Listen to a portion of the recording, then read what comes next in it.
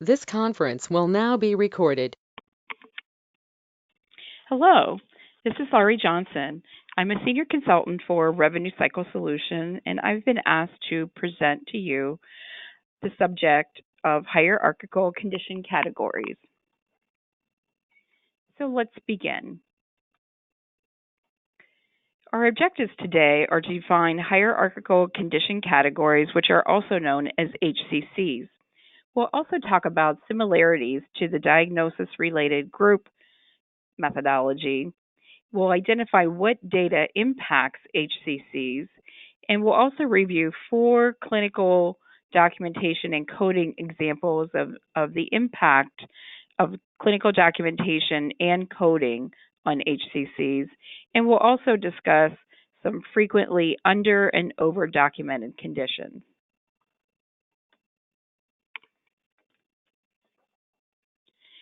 So, hierarchical condition categories is a risk stratification prospective payment methodology that's used to forecast the cost of caring for a patient. So HCCs uses chronic conditions to predict that cost of physician time as well as resources that are being consumed by the patient. If you look at the two patients that are on the screen, and you'll notice that the patient on the left has looks like he's maybe running a fever. He's got a bandana wrapped around his head, sweating. He doesn't look like he feels very well. Where the patient on the right is heart healthy, has a tennis shoes on, and a sweatband, getting ready to go out for a run. In looking at these patients, it would appear that the patient on the left would require more physician time and resources to care for. So that is the goal of HCCs, is that your clinical documentation as well as the coding associated with it paints that picture of how sick the patient is. As we said before, that HCCs is a predictive of cost of patient care. It also utilizes all inpatient, outpatient, and physician face-to-face encounter clinical documentation for all of the physicians that care for that patient. The information would be connected as the patient as the beneficiary. So again, it would be all of the documentation from that patient's care team that would all be taken into account to establish the HCCs for the patient. The chronic diagnoses are then weighted based on complexity. And how that happens is that we have actuarials who look at claims data, and based on all of the different diagnoses that are reported and through their mathematical skills are able to determine how much each diagnosis would cost to care for. So the similarities with the diagnosis related group methodology is that both models are predictive and they are prospective. Each of them is weighted. The DRG has a relative weight. The HCC has a weight which is called the risk adjustment factor. For both methodologies, the average patient is weighted at 1.00. If their weight is under 1, then that patient doesn't take as much cost to care for. If the weight is over 1, then that patient requires more cost to care for. Both methodologies group similar diseases and diagnoses together. So the higher the complexity, the higher the weight, the higher the cost to care for a patient. Some dissimilarities are that the DRG is assigned for each inpatient encounter, where the HCC will be assigned once, utilizing all of the information in the course of a year. Although there can be multiple HCCs assigned for that patient in a given year. The data elements that are used in calculating HCCs are the demographic information, which is the age, the gender, and the current care location. And when we talk about current care location, we're thinking, is that patient cared for at home, or does that patient reside in a skilled nursing facility and that's where they receive their care? Chronic conditions, as we talked before, HCCs has weighted chronic conditions. The methodology also looks at what conditions will affect the patient's health status as well as increase the cost of caring for that patient. The methodology also provides for interaction between certain disease categories, understanding that some diseases exacerbate other diseases. The methodology groups the 71,000 plus ICD-10-CM codes into 79 hierarchical condition categories. And as we said before, there's a cumulative effect of HCCs. The more chronic conditions that a patient has, the higher their risk adjustment factor is going to be. So the condition reporting, again, is based on ICD-10-CM codes. The reporting excludes CPT codes since those are associated with services and not diagnoses. The symptom codes, and if we have any coders that are listening, the symptom codes in ICD-10-CM are the R codes. Any resolved conditions, conditions that occurred in the past and are no longer under treatment or monitoring, those conditions would be excluded, and unspecified conditions. For those physicians who are practicing in hospitals, you may see query forms on your inpatient encounters from the clinical documentation specialist. When you see those query forms, they're because there's a diagnosis that's missing some specificities such as laterality, severity, or manifestation. And if a little bit more information, we were able to make a more specific code assignment. And in the long run, that could also help your HCC assignment. As I said earlier, that the HCCs are reported on an annual basis. So the clinical documentation that occurs in 2018 establishes the risk adjustment factor for 2019. And again, it's utilizing all of the inpatient, outpatient, and professional face-to-face encounters for that patient by all of the physicians that are caring for that patient. And just as a footnote, there is a model for medications that's referred to as RX HCCs, but we'll not talk about that during this discussion. So when we talk about HCCs and say that are based on chronic conditions, my thought was what would be considered a chronic disease? And so when I did an internet search and came up with this description on MedicineNet, it said a chronic disease lasts 3 months or more. And that obviously as we have the aging of America and we have our population is getting older, the more likelihood of patients having a chronic disease. Perhaps another way to say it is as we age, we are more likely to have chronic diseases.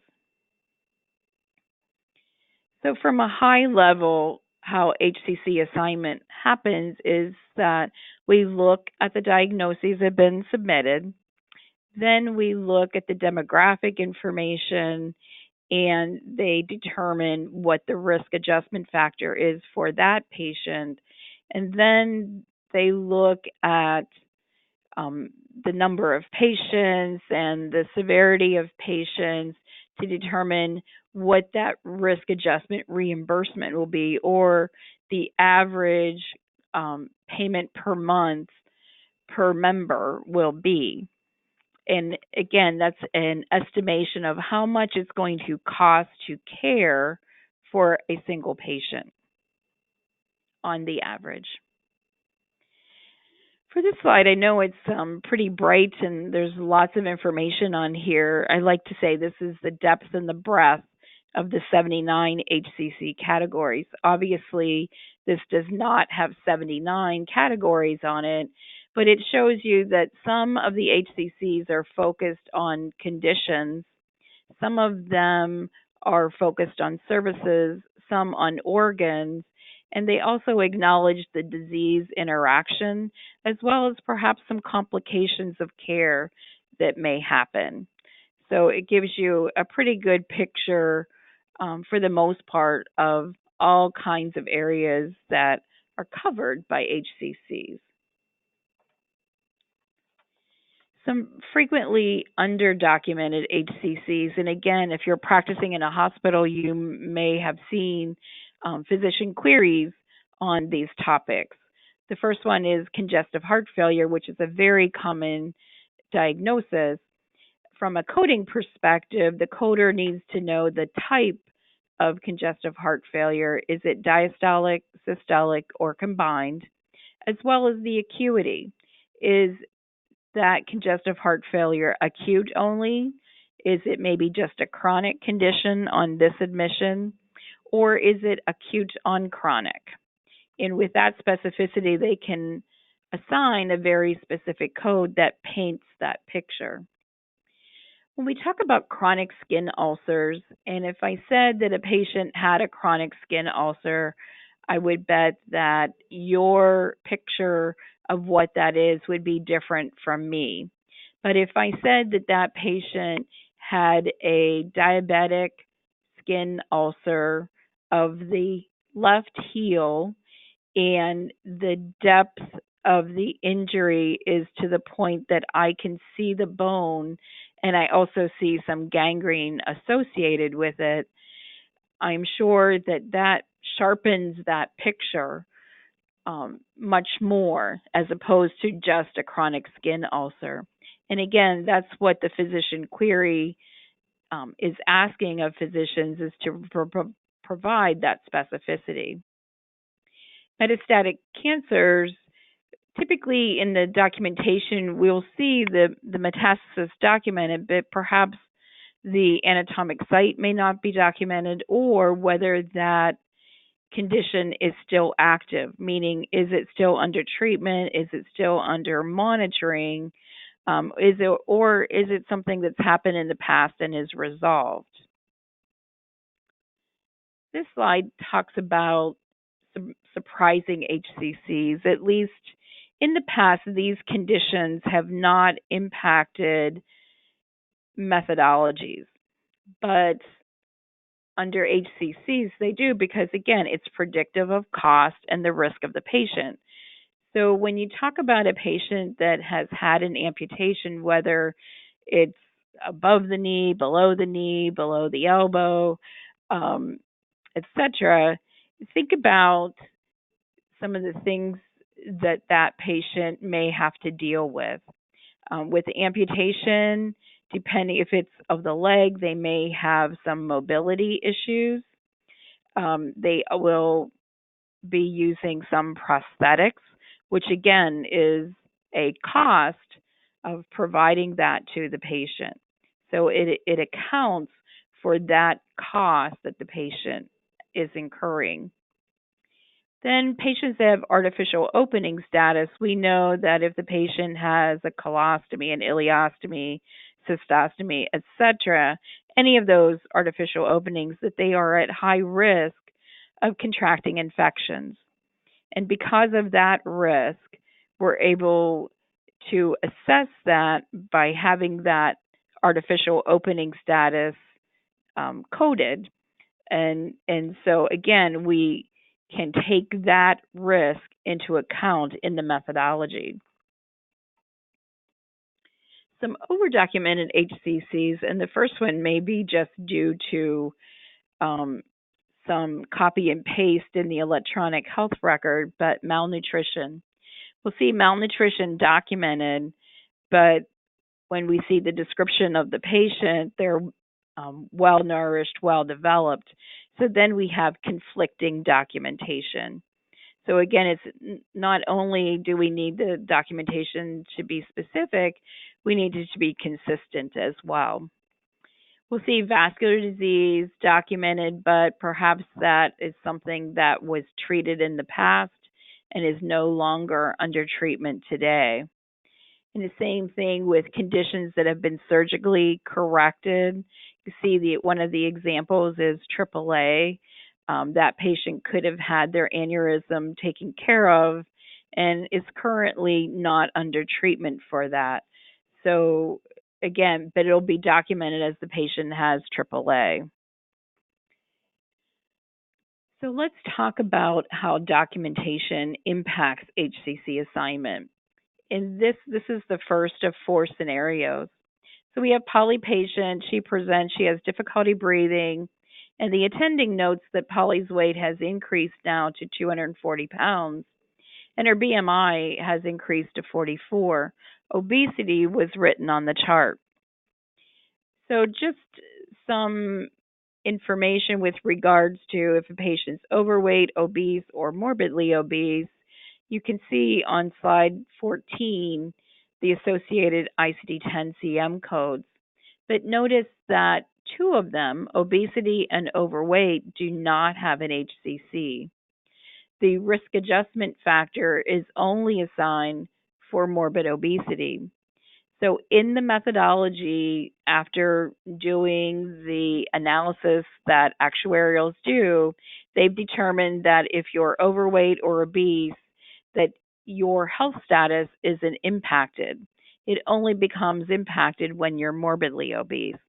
Now, what I'm saying, or I should say, what I'm not saying is that everyone should be documented as morbidly obese because we would need the clinical documentation to also support that.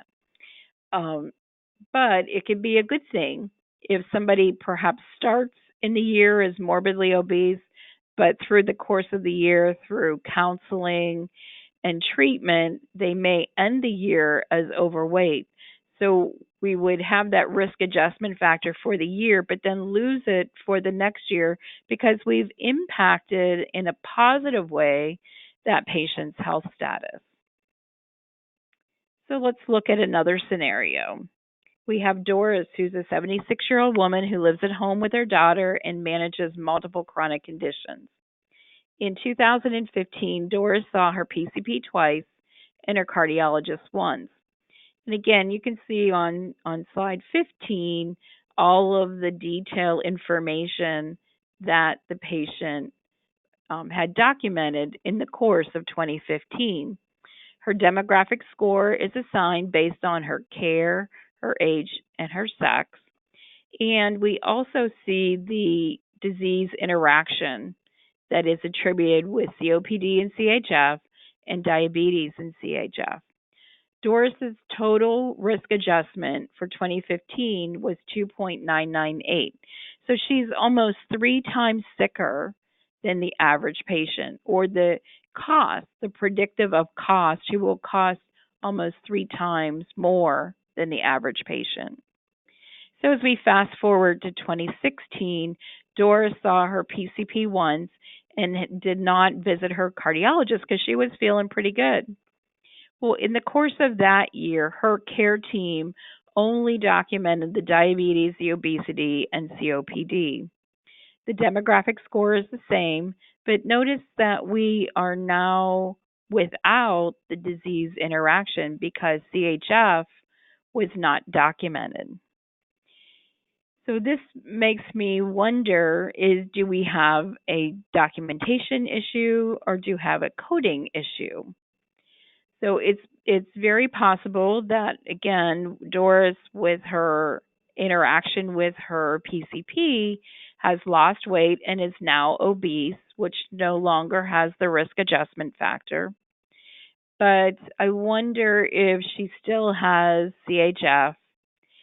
It could be that AAA was treated and is no longer under concern for 2016, and we see that the COPD was documented. So again, we have to see, are we making an improvement in Doris's health, or was there a documentation and coding issue? So Doris for 2016 has a total risk adjustment factor of zero point 0.9.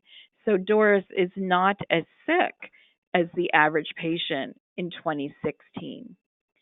So what that translates to, if we were told that the per member per month payment rate would be $800 in 2015 for Doris, the office would be paid almost $2,400 per month, and in 2016 that payment would drop to less than $800 at $720 per month.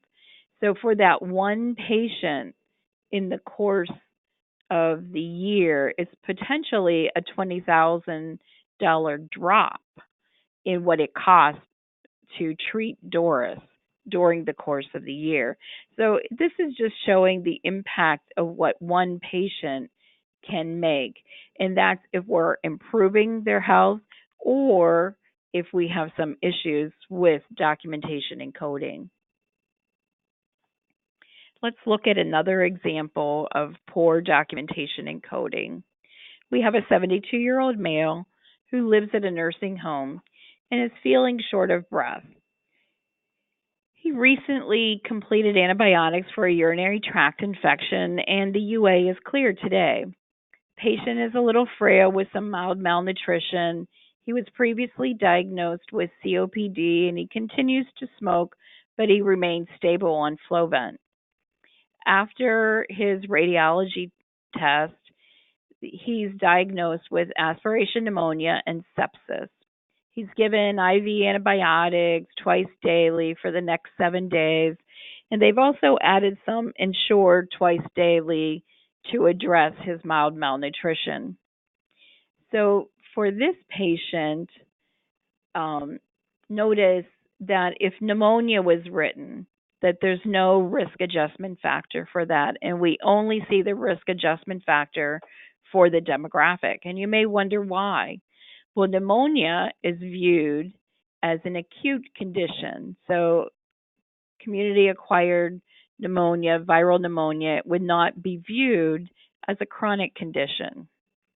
But if sepsis, aspiration pneumonia, COPD, mild malnutrition were documented, notice that the total risk adjustment factor more than doubles. Because again, we're being more specific and we're now documenting more chronic conditions. So I believe that the risk adjustment factor on the right of 2.876 is probably more predictive of how sick the patient was. Again, it could be, is it a documentation? Is it a coding issue? And that would require some investigation to determine what the issue is. So let's look at one last example. This coding and documentation improvement example was listed in the Journal of the American Health Information Management Association in August of 2018. What AHIMA was doing was looking at, so what would be the impact of no documentation of clinical conditions versus a little bit versus completely reported. So just if I took an 80-year-old female who's Medicaid eligible, she's less than the average patient as far as predictive of cost. And just as a footnote, the Medicaid eligible, you don't have to worry about that. The methodology will take care of that for you. If I add some information with regards to my patient, the total risk adjustment factor increases to a little bit more than the average patient. But if I set all of the information that I know and associate conditions as needed and code everything, then I've more than doubled my risk adjustment factor. So it does show the importance, just from the risk adjustment factor, of making all those relationships and providing as much specificity as you might know as you're treating that patient. So, if I just wanted to take a quick look from the financial side as to how much it would cost to take care of this 80-year-old female, that again, if I use the magic number per member per month of $800, then for the first situation where there's no conditions reported, there's the patient is not paid for at the $800 level. It's less because again, her risk is less than the average patient. But if I do a little bit, I'll get paid just a little bit more than the average patient. And you can see on the far right, if I fully document what is known about that patient, again, over the course of a year, then I can double the money or to account for the cost of caring for that patient.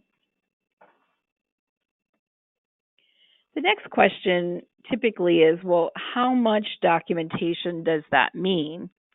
And the documentation best practice is MEET. And MEET stands for monitoring, evaluating, assessing, and treating. So I want to look at those conditions I'm monitoring. So what am I looking for signs and symptoms of? What disease progression am I taking or making note of? From evaluate, what am I looking test results for? And if I'm treating a patient, what was their response to a given treatment? What condition is that related to? Assessment is, what am I testing the patient on? What am I talking to the patient about? Perhaps what they might have or where this care is going. What am I looking at records for, past records, outside records? And what am I providing counseling for? The last point, treatment, is probably the easiest.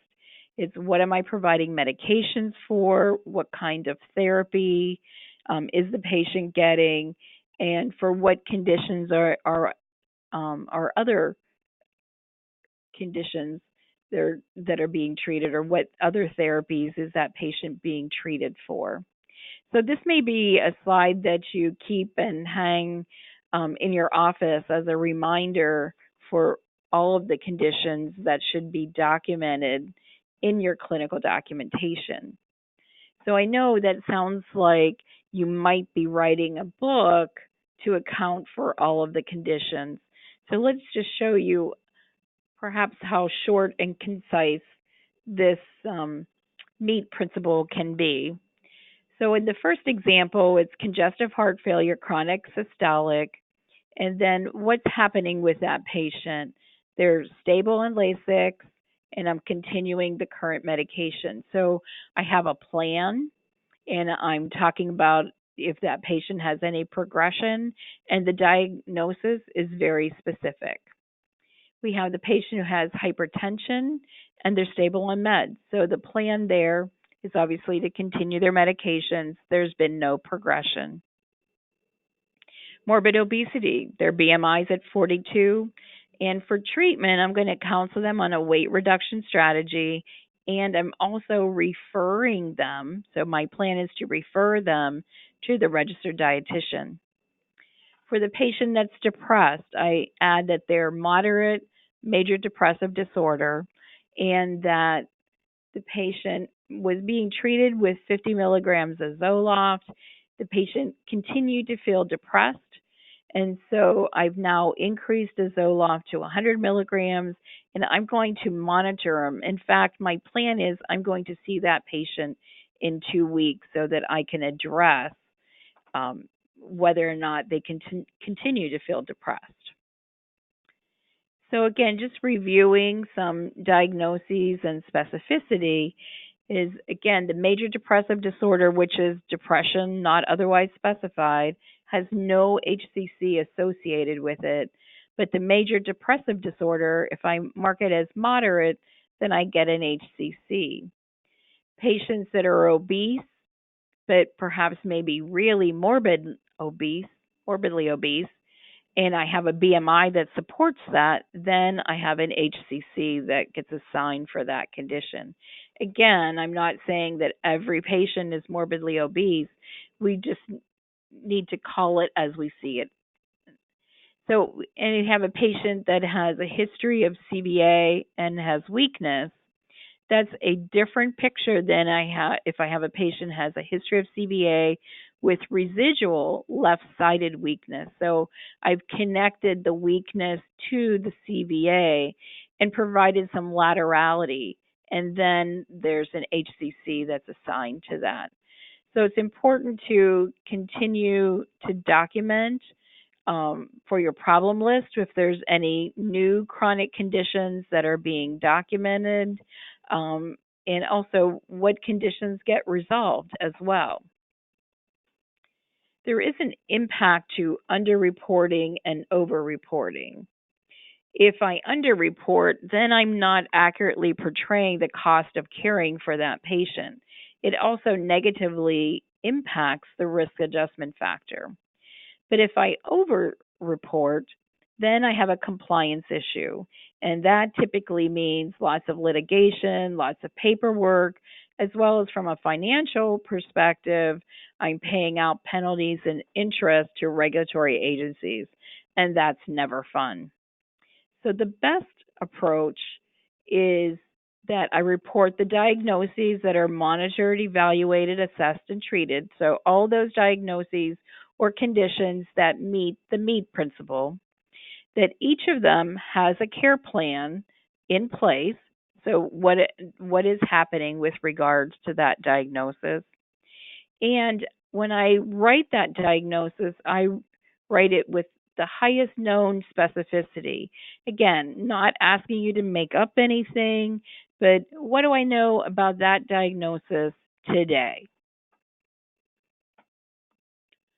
So ultimately, it's important that we paint that picture between your treatment of the patient and the other physicians that treat that patient, paint that picture of what that patient's condition is.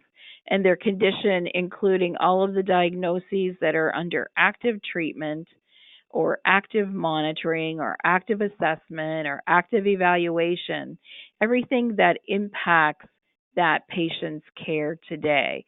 And if we do that, we'll get our HCCs assigned at the accurate level. So in summary, the HCCs are a method of prospective risk stratification with the goal of identifying the cost of caring for a patient. And those HCCs are based on clinical documentation and coding. The HCCs are based on active chronic diseases, and the methodology accounts for disease interaction and also utilizes the demographic data to assign the total risk adjustment factor. The risk factor is established based on the previous year's chronic disease data. And remember again that it's assigned once per year. We also have to be aware that there are risks if I underreport and if I overreport. Now, the next few slides we're going to talk about is a little homework assignment. And most of us learn more by doing than just by listening to something. So this little assignment is to help you to understand if your documentation is being translated to the codes and then is getting assigned to the bill. So from a high level, we ask that you take 5 recently billed cases that represent your practice. And you want to look at your record, so your clinical documentation, and what diagnoses did you treat and did they get documented? The other conditions that the patient may have that affect treatment, were they documented? And is my documentation as specific as it could be? Did the problem list get updated with any resolved conditions, and were new conditions added? Did I talk about preventative topics with the patient, such as did they get their flu shot? Did they get their pneumonia vaccination? Um, did they have their A1C pulled if they're diabetic, as well as their diabetic eye exam? So, those kinds of things, are those documented? Then I want to pull the bill. And when I pull the bill or the claim form, the 1500, we want to say on that claim, there's a place for the codes. And do those codes match what you documented in your clinical information? Is everything there that you documented? And if not, then perhaps you need to have a little conversation between whoever's doing the billing, the coding, and whoever does the IT function in your office, because perhaps if you're documenting it and coding it but not making it to the claim, it's perhaps an IT issue, and that needs to get resolved because, again, your information is not transmitting fully. So by doing this little exercise, you should understand what HCCs you're currently reporting, and you may be able to identify conditions that would become HCCs with a little bit more documentation. You'll also look to say, okay, did I document conditions for preventative health?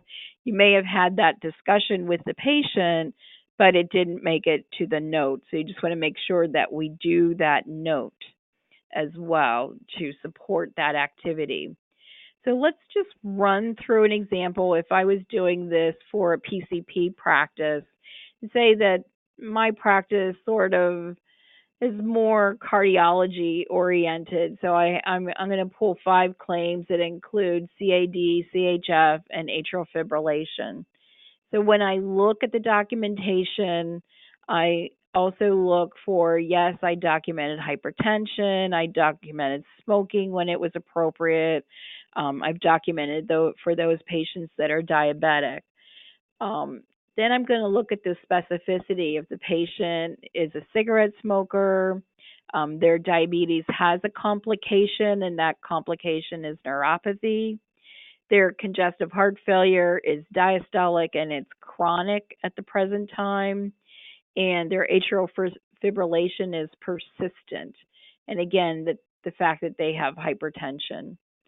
So again, that current problem list gets updated, such as they quit smoking in February of 2018. Their congestive diastolic heart failure, they're taking Lasix for that. Their persistent atrial fibrillation was treated with a pacemaker insertion in June.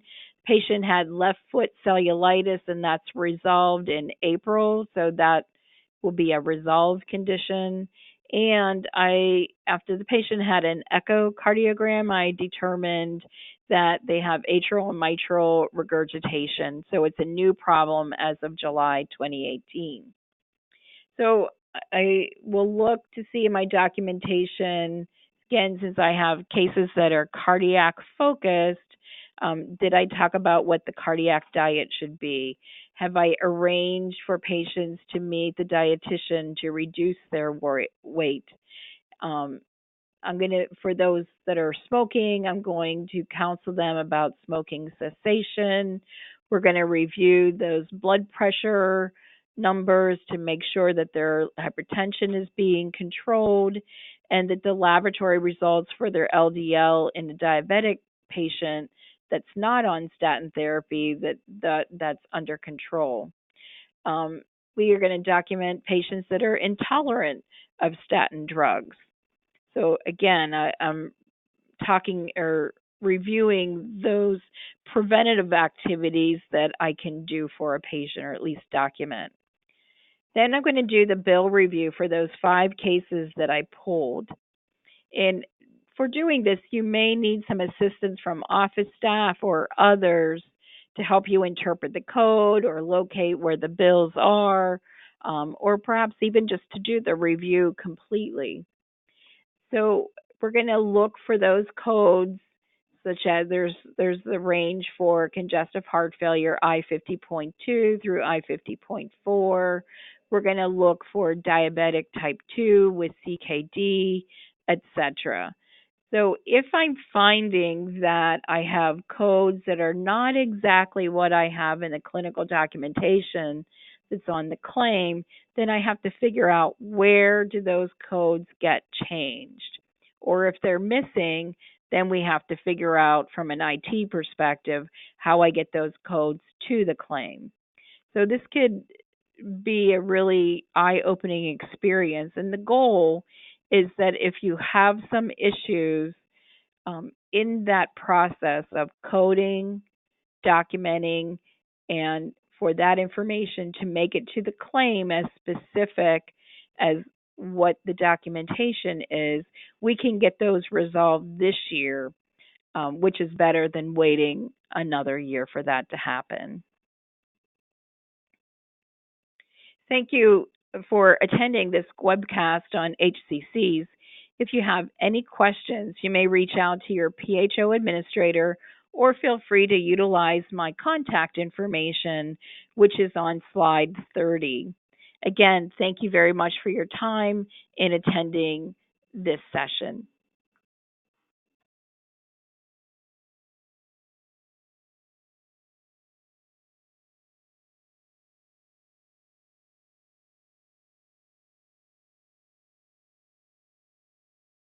This conference will now be recorded.